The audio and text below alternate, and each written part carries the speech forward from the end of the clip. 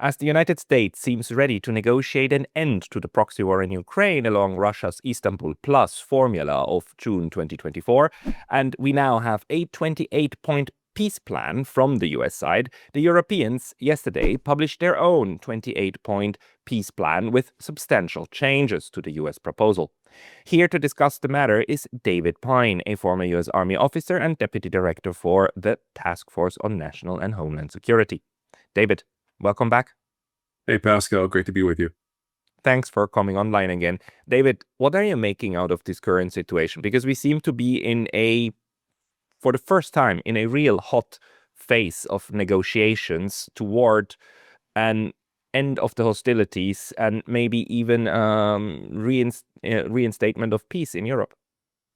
Well, I think President Trump is, this is an admirable change from his previous positions. This is his third peace proposal. The first one was a 22-point Kellogg peace plan, which Russia, they rejected outright.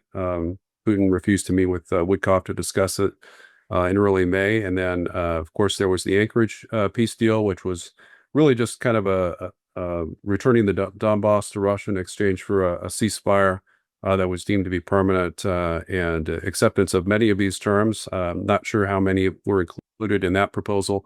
But unfortunately, Trump essentially reneged on that deal, and which the Russians thought they had in Anchorage. But this one is probably the most realistic that we've seen so far. I think that Russia would probably accept 25 of the 28 peace planks of the Trump peace proposal. The EU peace proposal, of course, a different story. There's no way that they would possibly agree to that. But there are some deal breakers, I think, in the Trump peace plan, one of which is the cap on the size of the Ukrainian army at 600,000. I think the Russians could work with that, but it would have to be no more than 200,000 active duty troops and then the rest reserves. I think that's kind of in the range, 100 to 200,000 active duty troops, I think is within the range of what the Russians could likely accept. But there's no language that would preclude Ukraine from having an army essentially three times larger than it has, what I believe it has in the field today. So I think the Russians would reject that without any changes. There's also a very strange proposal about how Ukraine would give back the rest of the Donbass region, 12%, 11 or 12% of which is currently controlled by Ukraine. That would be in western Donetsk Oblast, and that region would reportedly go to Russia. It would be politically controlled by Russia, but Russian troops would be banned from entering that area, and essentially would become a neutralized, demilitarized zone. And that's simply going to be a non-starter for Russia. There's potential compromise that I discussed in my Real War article that I published a couple days ago, in that if it was DPR, or that is Donetsk People's Republic or Luhansk People's Republic, it would be Donetsk, of course, that would deploy militia force troops, or perhaps Russian National Guard troops. Those troops are not considered part of the Russian army. Those would be potential compromise solutions where the Russian army itself would not be allowed within that area, but it could be militia or National Guard troops. There's probably another one of the biggest issues with this treaty, a potential poison pill, would be the treaty provision that would essentially allow or force Russia to have $100 billion in reparations. They have $300 billion in Western banks, much of which is concentrated in Belgium. And that any reparations whatsoever from Russia to Ukraine would be unacceptable to Russia. And then the fourth term is omitted. Essentially, Russia has demanded complete ban on any medium to long range, what they call offensive strike systems, including combat drones, F-16 aircraft, which are capable of launching cruise missiles against deep inside Russia. Cruise missiles and ballistic missiles, all of which Russia has demanded that have ranges of no more than 40 kilometers as part of the Istanbul Agreement of March and April of 2022, which Zelensky foolishly rejected. So those are the four issues I see that that might prevent Russia from signing this agreement. But many other parts of the agreement, I think, are much closer to the Russian position than Trump has ever gotten before. And so I do think this is a serious initiative. This is clearly a U.S. draft. There's been some contention or debate on the U.S. side as to where this document originated.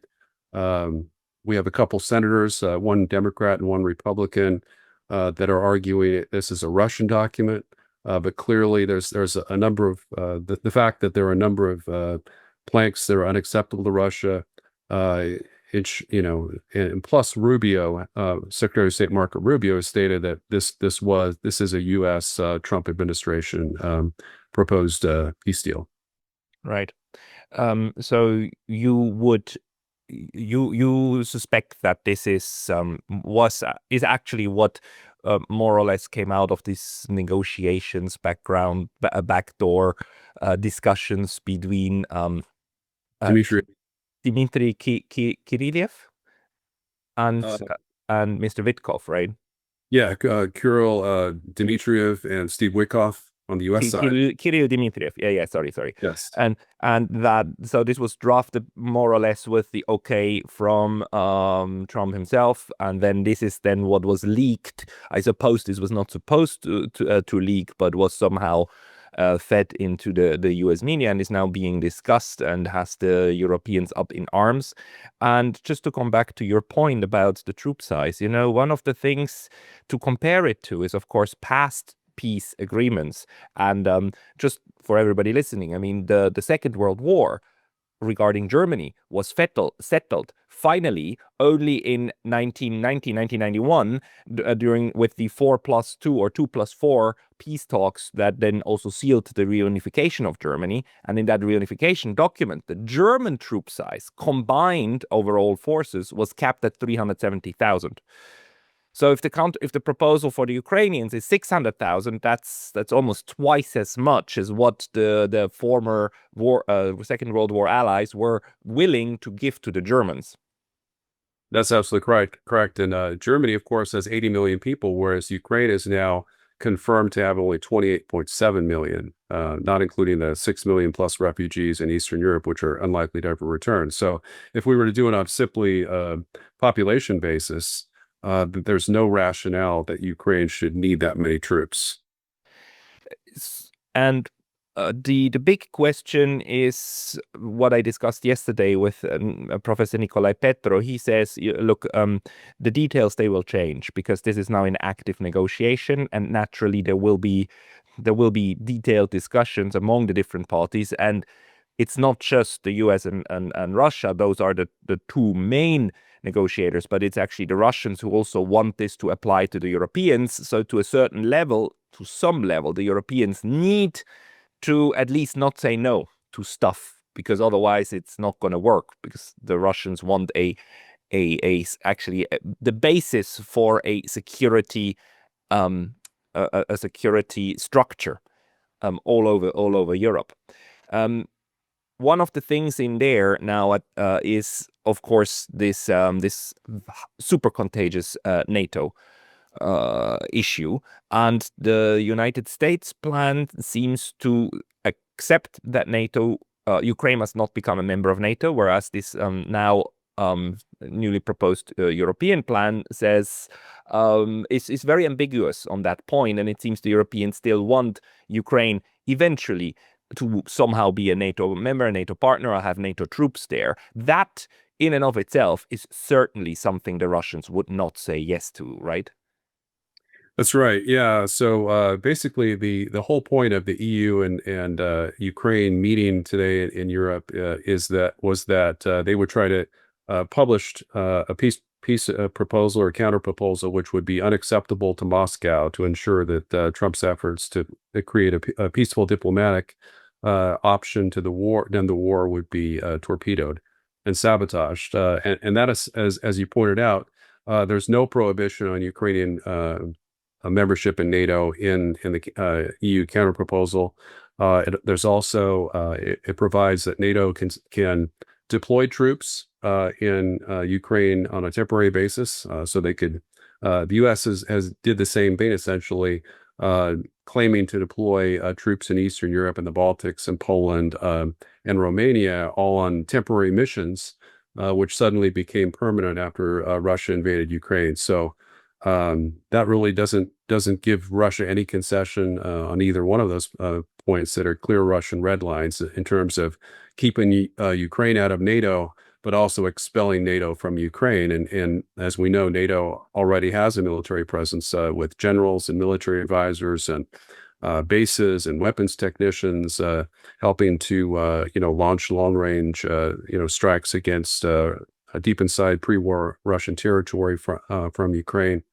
So all those are deal breakers. In addition, the EU counterproposal also provides for unlimited, essentially 300 billion, up to 300 billion in Russian reparations, which is the amount that Russia has in Western banks.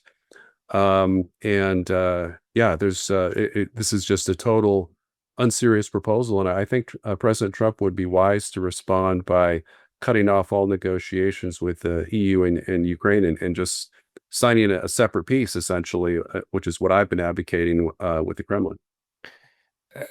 I mean, it is at this point, it's luckily clear that the two main players are like Moscow and Washington, and if Washington actually puts down its foot on Ukraine and stops, for instance, intelligence sharing, well, there's they would be blind in addition to also basically being memed. I mean, the way that their army has been reduced severely, so that would only make the military assault of Russia to be even more effective. So the United States has a lot of ways to put pressure on its own allies. On the other hand, there seems to be from the Trump administration no attempt to not no attempt, that's the wrong wording, but the approach is not to have a peace at all costs, but to squeeze out as much as can be squeezed. The one thing that weirds me out the most is that part of this peace proposal seems like an investment plan for the United States and how to make money, including like 50-50 split of revenues from these investments of Russian assets into Ukraine. What do you make out of that part? It's a bit bizarre to me. Well, this is clearly, almost like a Trump Gaza peace plan for Ukraine. Yeah. Trump would be the chairman of a Russia-Ukraine Peace Council, very similar to what the peace board of peace that was established in the UN approved Trump peace plan for Gaza. And then, of course, the profit sharing, where essentially, Blackwater or other U.S. companies based in the U.S. would, try to profit from the Ukrainian reconstruction fund, and that was taken out, of course, in the EU counterproposal. But yeah, this peace plan bears the marks of President Trump. It seems very clear that he helped write some of the terms. But unfortunately, there was these poison pills that I mentioned, 3 or 4. I think that the former Ukrainian Minister of Defense, I think it's Rustin Umerov.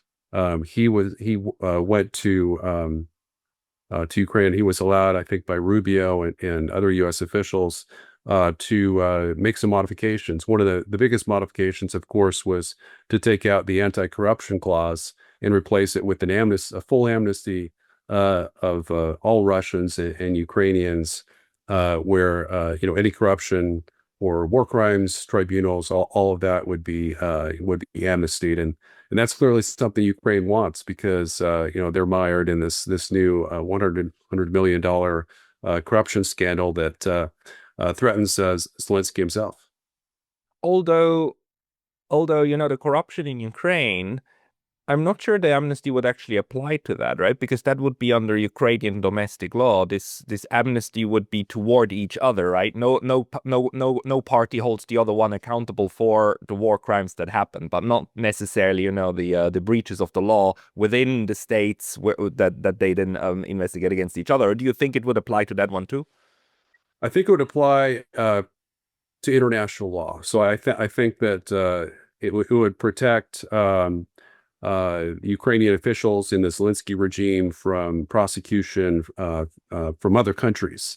So essentially, if the U.S. or the EU were to investigate and find that Zelensky stole hundreds of millions of dollars or other members of his regime, then I think that the U.S. being a party, presumably to this peace agreement, and potentially any other EU country that signed it as well, would have to be recognize amnesty for these officials.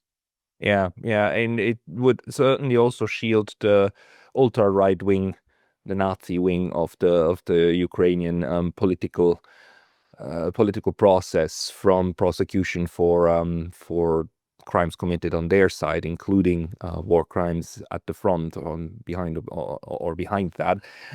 But I mean, to be realistic, I mean, this might be necessary because we see that in a lot of peace agreements. You need to make sure that all sides who have stakes in this somehow see their survival guaranteed by what's coming out of it. So it's not pretty. You would wish justice would be served, but if both sides drill down on that, then peace won't be served. Yeah, you're absolutely right. In any peace agreement in which one side is not clearly overwhelmingly the victor, there has to be some kind of provision to protect the leadership of both sides, so that the leaders of both sides are willing to sign the agreement. And this is clearly a case of that. You have your eyes also on the Republican Party itself. Did you see over the last couple of days also a rift within the Republicans on the merits of this proposal or not? Well, I haven't seen any rifts on this proposal other than from the Neocon wing in Congress. They're balking about it. There's, as I think I mentioned earlier, Senator Mike Rounds is a Republican senator in the U.S. Senate, and he claimed that Rubio told him that this was a Russian document and that the U.S. was simply conveying it on Russia's behalf to Ukraine, which we know is completely false. Just the way it's written, with Trump at the head of a peace council and 50-50 profits, 100 billion in Russian reparations. Again, the Donetsk becoming a neutral zone that Russia can't even provide security for or send troops into, and this, tripling the size of the Ukrainian army. All of those are clearly terms that were inserted by the former Ukrainian defense minister at Zelensky's behest. So there is, and also former Senate Majority Leader Mitch McConnell came out in strong opposition to Trump's 28-point peace plan as well. So clearly, the neocons, probably not Lindsey Graham, who's kind of a Trump ally, but he's a neocon too. But most of the other neocons, which form the majority in Congress, especially in the Senate, I think, are most likely having a lot of reservations about Trump's peace proposal. Right. So one of the things that weirded me out when I heard about this 28-point plan sometime last week was that I thought, well, the pendulum swung again, because up until that point we were thoroughly in a discussion of the US providing what kind of support to Ukraine, and the US having dropped its own idea, Mr. Trump having dropped his own idea of another meeting with Mr. Putin in Budapest, and everything seemed to swing toward, okay, the US is going again, like full militarization of Ukraine, and let's keep the war going. And then we learned that actually there were all of these talks still high level, but backdoor, something that I always hoped was the case. But the way the U.S. approaches diplomacy, it's like, every single step, every single meeting is pre-announced, and then done as a big spectacle. I mean, Anchorage kind of spectacle. And then you've got everybody talking about that. And this is something that annoyed a lot of people in the diplomatic sphere, because like this is not how you're supposed to do it. But now it seems that there was a track 2 going on behind the scenes, especially among the envoys, the direct envoys that circumvent also even the State Departments. What do you make out of that? Do you think this is part of the strategy, or are we just here at the 28 Peace Point Plan moment out of coincidence, or just because the pendulum keeps going back and forth and this is part of the strategy? Well, I think the problem is, here in the U.S., there's a saying that personnel is policy. And as I wrote in a November article on my Real War Substack, it's basically Return of the Neocons was the title, because President Trump made the mistake of appointing Rubio as Secretary of State, Ratcliffe as CIA Director, Mike Waltz as National Security Advisor, and Keith Kellogg as Special Envoy to Russia. All those are folks that have advised him to do the wrong thing. So he comes up with great plans, to great fanfare sometimes. And then there's no follow through. So it looks to the outside neutral observer that U.S. foreign policy is quite bipolar, because as you mentioned, it swings from one side, America first, pro peace, then it's pro war, Ukraine first or Israel first. And so I think that explains the swings. So really, all President Trump needs to do is he needs to show the courage of his convictions, and he needs to pressure Ukraine and Zelensky to accept a deal that's minimally acceptable to Russia. And he's never pressured Ukraine except for one time. That was from March 4th to March 11th, when he temporarily cut off, suspended arms shipments just for 7 days, along with offensive intelligence. But as you mentioned, Trump has all the tools he needs to force Zelensky to accept whatever deal the U.S. decides to sign with Russia.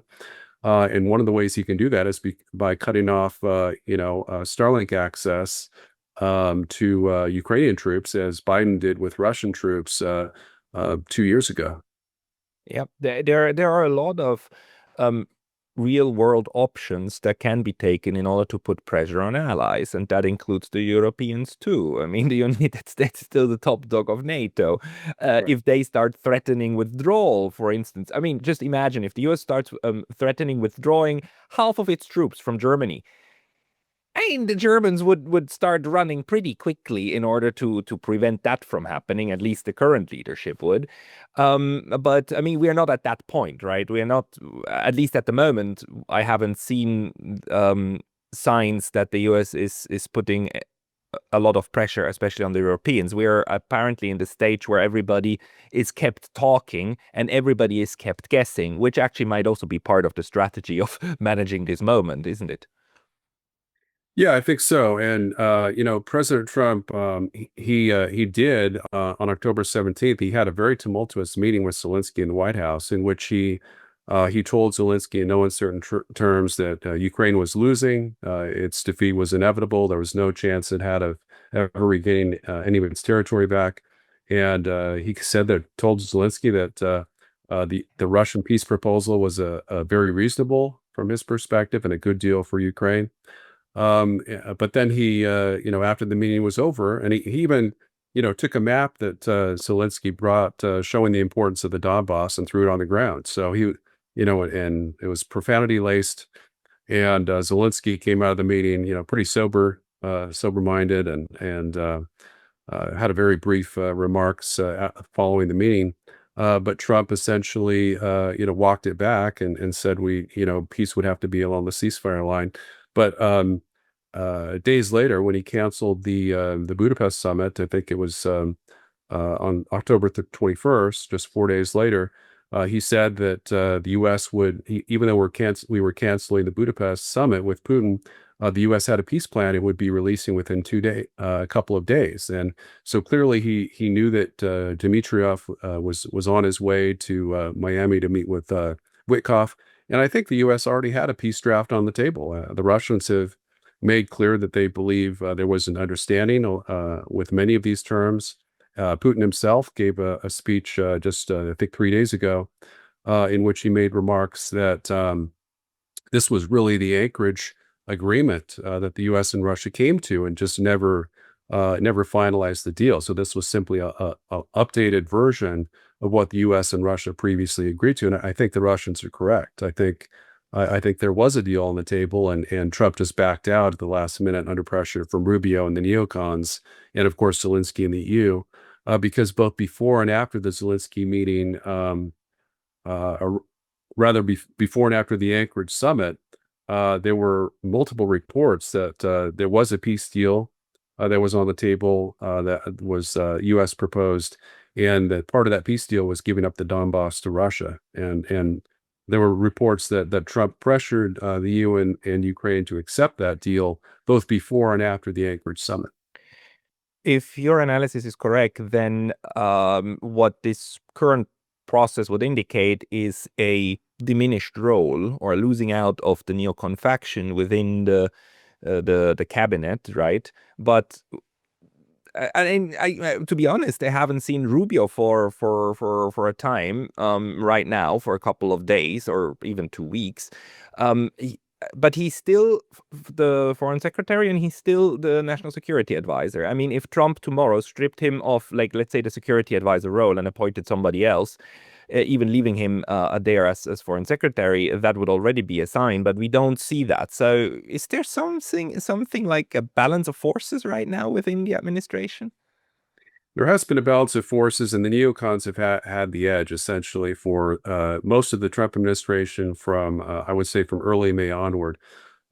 Before that, the first 3.5 months of the Trump administration, I think the America First faction was predominant. Trump was executing according to his plan and his campaign pledges. But beginning in early May, with the signing of the minerals deal with Zelensky on Zelensky's terms, was essentially a capitulation. It involved kind of basically a 10-year security agreement that wasn't spelled out as such, but essentially the U.S. promised to provide arms, keep selling arms to Ukraine for a 10-year period. And you see this the same 10-year security guarantee that appears in the 28-point peace plan that's renewable, where the U.S. would continue selling arms to Ukraine at least 10 years in the future, and perhaps far beyond that. What's troubling about this peace plan is in the security guarantee portion of the agreement, it says that the U.S. would respond with robust military action, essentially, to a potential Russian reinvasion of Ukraine. And that, to me, suggests direct military strikes on Russian forces that could provoke World War III. So there is some troubling language in the agreement, but it's partially tempered by language that's more favorable to Russia. So I think, but that same language could be employed by, probably not by Trump. I don't think Trump would ever do that, but by a Democrat or a neocon Republican to use as a pretext to fight a new war with Russia that would be not just an indirect proxy war, as we've seen here in Ukraine, but perhaps a direct war as well. That is true. The interesting thing, though, to the proposal floating around, I mean, the U.S. version is that it clearly links several levels of conflict, right? It links the U.S.-Russia conflict to the European-Russian conflict, to the U.S.-Russian and NATO-Russian conflict, and even links the nuclear level, right? By saying that the United States and Russia will both try to continue the New START treaties and engage in nuclear weapons control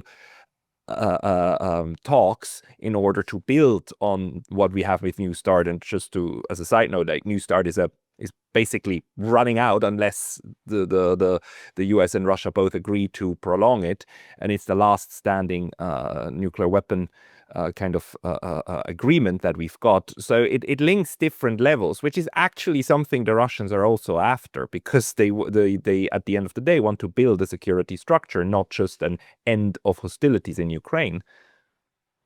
Yeah, I think Russia from the start has stated that they want to have a comprehensive security agreement, a new security architecture in Europe. That's something the Soviets have wanted back in 1989 with the Gorbachev's Common House proposal.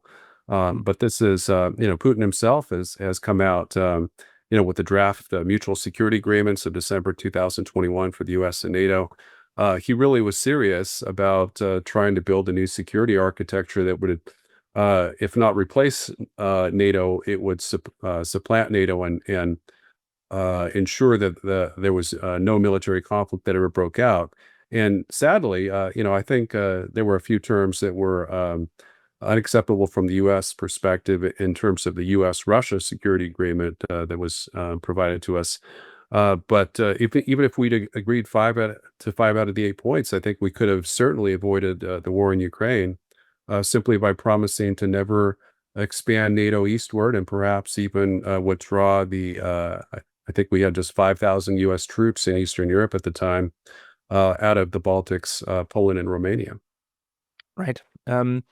And this is probably going to take us back again to the neocons, but I keep also thinking about when these proposals come out and these discussions start and everybody gets talking about it. What are we not talking about in that moment? And one of the things that has been pushed out of the commentariat and the news stream is, well, on the one hand, what happens with Gaza and the West Asia, but that's just one. The other one is there's still a lot of U.S. military right in front of Venezuela.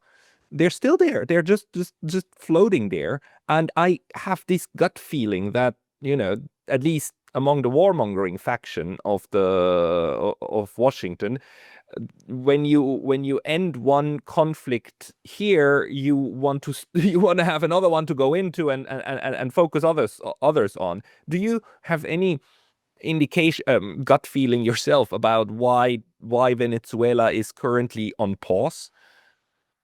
Well, Venezuela has been overthrowing the Maduro regime has been an objective of President Trump since the first year he came to office as president in 2017. If you go back in time, look up some news articles. I think it was June 2017 or thereabouts. He was openly talking about overthrowing the Venezuelan communist regime, not necessarily through direct military action or in terms of invasion, but some kind of helping an insurgency or something along those lines. So we currently have 20% of deployed U.S. Navy ships in the Caribbean, and that's a first. I mean, we only have 15% of U.S. Navy ships deployed in the Western Pacific facing China, which supposedly is our main threat. So clearly, Trump is threatening, direct military action against the Maduro regime. I just had an interview earlier today with a friend of mine, Brandon Whitecard, who said his sources are saying that they had expected the U.S. to begin airstrikes last week. Me too. I thought it would happen last week because that was the moment when the U.S. Gerald Ford carrier group was, firmly had arrived and was ready. But that's why I think somehow something's on pause. Something is waiting. Yeah. So what's the backstory is that the Trump administration has been carrying out talks between the Maduro regime and the Trump administration, the White House, and those talks are essentially to get Maduro to go in exile. The U.S. would essentially pay Maduro a certain amount of money, perhaps 50 million, 100 million. It might be through third parties. And provide certain assurances that that would allow him to go in exile in the country of his choice. The issue was that Maduro made a condition that his opposition leader could not be his successor. It had to be essentially someone within his regime, and he was wanting the defense minister, current Venezuelan defense minister, whose name I forgot, to succeed him. And in return, it was agreed that the U.S. would essentially have predominant rights with regards to the Venezuelan oil and rare earth minerals. So that deal was being negotiated with between the Maduro regime and I think Richard Grenell, who is a Trump official, who has been designated as kind of almost a U.S. special envoy for Latin America. Unfortunately, Rubio torpedoed that deal. There's also rumors that Russia and China didn't want the deal to happen, and were refusing to give Maduro asylum in Russia and China. And so reportedly, they would like the U.S. to get bogged down in fighting in Venezuela, and they've dispatched a colonel general, a Russian colonel general, a 3-star general, to help organize an insurgency that could bog down the U.S. Fighting in kind of a Latin American Vietnam over a period of many months or perhaps even years. That's why I'm asking, do you think these two theaters are linked in any way, shape, or form? Yeah, they're absolutely linked, because we cause trouble for the Russians in Ukraine. We've been trying to kill off as many Russians as possible. They've lost at least 135,000 dead, and another couple 100,000 wounded. So the Russians are trying to get us back, essentially tit for tat. This is Russia is, as Sumantra Mitra of the American Conservative magazine here in the U.S. has stated, Russia is a reactive power. They're not like a revisionist power. They react to Western aggression, essentially. And so it was, the war in Ukraine is essentially a war of not of Russian imperialism, but NATO imperialism, trying to expand NATO into Ukraine, all along Russia's frontier, of course, with Finland joining NATO as well. So this is a way for Russia to try to get us back, and they have I think at least 200 military trainers or mercenaries under the command of this Russian general to try to train Venezuelan forces to kill off as many Americans as possible in the event that Trump actually does decide to invade. One more question about how we have learned about this 28-point peace proposal from the United States. It's again through a leak, and it's pretty clear some leaks are not at all leaks. They're like a systematic feeding of the Western press, right? Other leaks are real leaks. Sometimes it happens that something goes out to the press that the people who are responsible for it do not want to go there. And then they get really angry. Usually when they get angry, that's also when some of the actual processes start. I mean, what was his name? Larry Ellison, right? With the Vietnam, a lot of the Vietnam War details. We saw it with Edward Snowden and so on. We saw it with WikiLeaks, right? When really sensitive stuff leaks that people in power do not want out, that's when also the hammer of the law then comes down on them. This one, I'm kind of conflicted.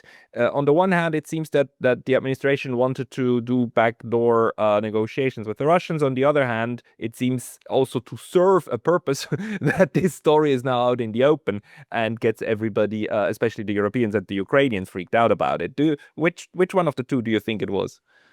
Well, I think it was kind of a mix. So, there was once the Axios article was leaked with the 28-point peace plan. Witkoff responded on X. It looked like he was intending to direct message someone, but instead he responded in the X post, and he said, "This wasn't me that leaked it. It was K." And a lot of people have assumed that means Dmitriev, but actually. The Russians aren't they're not in the business of leaking anything. When it comes to diplomatic negotiations, I can't think of a single instance in which the Russians have leaked details of any Ukraine-related peace proposal. And so I think it's more likely that it was Keith Kellogg. And Keith Kellogg resigned, basically tendered his resignation just mere hours after the leak occurred. I think that Kellogg is, he was really a Zelensky, ally essentially in the administration, repeating Ukrainian propaganda talking points.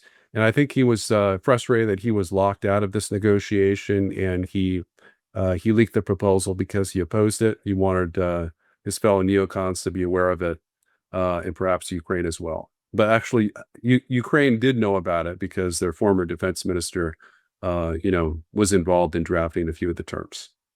Right, okay. But if it was leaked against the intention of, like, let's say the Trump team, then that would mean that, what we were presented with is like mid-negotiation, and maybe the Trump team actually wanted to present the Europeans with a done deal. Like, look, both of us, we just said we're fine with this. This is what we're gonna do.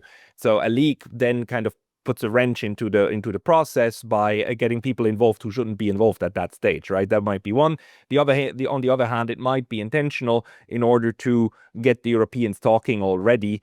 It's a bit difficult to say, but maybe rather the first one, maybe rather meant as a wrench in the process, huh? Well, I think that the deal was essentially finalized. So it initially was negotiated between the U.S. and Russia, and then Ukraine had they made some key changes to it. Most famously was the one regarding the anti-corruption provisions against the Ukrainian government. That corruption would be rooted out of the Ukrainian government, and that was taken out, replaced with an amnesty for both Ukraine and Russia with regards to corruption and war crimes. So that was really a key change that Umarov made, that shows that Ukraine did have its fingerprints on the deal, and those are potential. The ones that I mentioned are potential poison pills that could sink the deal with Russia. But it's very clear that Zelensky had no intention of agreeing to these terms anyway, even with probably the four changes that Ukraine made to it before it was released. Right. Okay, David, thank you for that overview. Is there anything that we haven't covered yet that you think is important to keep in mind about this process that we're in? Well, I think we all need to hope and pray for peace, because this is the closest we've seen to a final peace deal between NATO and Russia, essentially, and Ukraine. But if we were to judge by history, I think that chances are that Trump will try to implement some of the provisions in the EU counterproposal, Ukraine counterproposal, and that's going to really sink the deal. So really, I think Trump needs to negotiate directly with Russia and finalize the deal, make sure it's acceptable to them, and then apply the pressure, which we've seen multiple reports that U.S. officials have indeed threatened the Zelensky regime that they need to agree to it.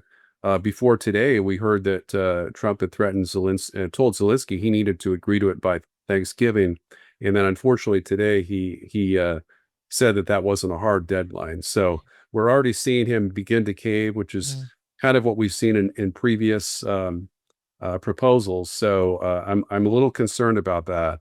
But I think we also have a lot of reason for hope that we're getting closer to peace than ever before.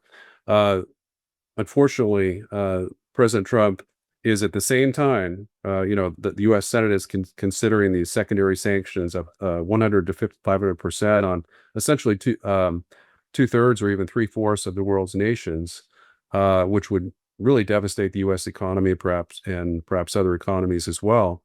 And he's also, if this deal doesn't get signed off, I think we're going to continue with the EMRAM missile shipments to Ukraine and continue the escalation. So I think that's very unproductive. I think Trump should, clearly state that we're not going to do either one to try to de-escalate while we're continuing peace negotiations.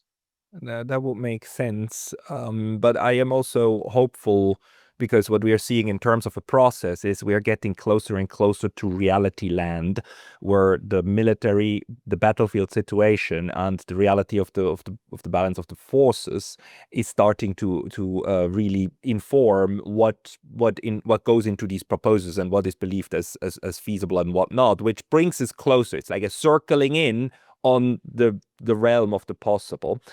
David, you gave us a wonderful overview here. People who want to read more from you, they should go first and foremost to your Substack, The Real War. Any other place where people should find you? Yeah, on X, I'm at my handle is at America First Con. Once again, at America First Con. And my Real War Substack, you can find that at dpyne.substack.com. Again, dpyne.substack.com.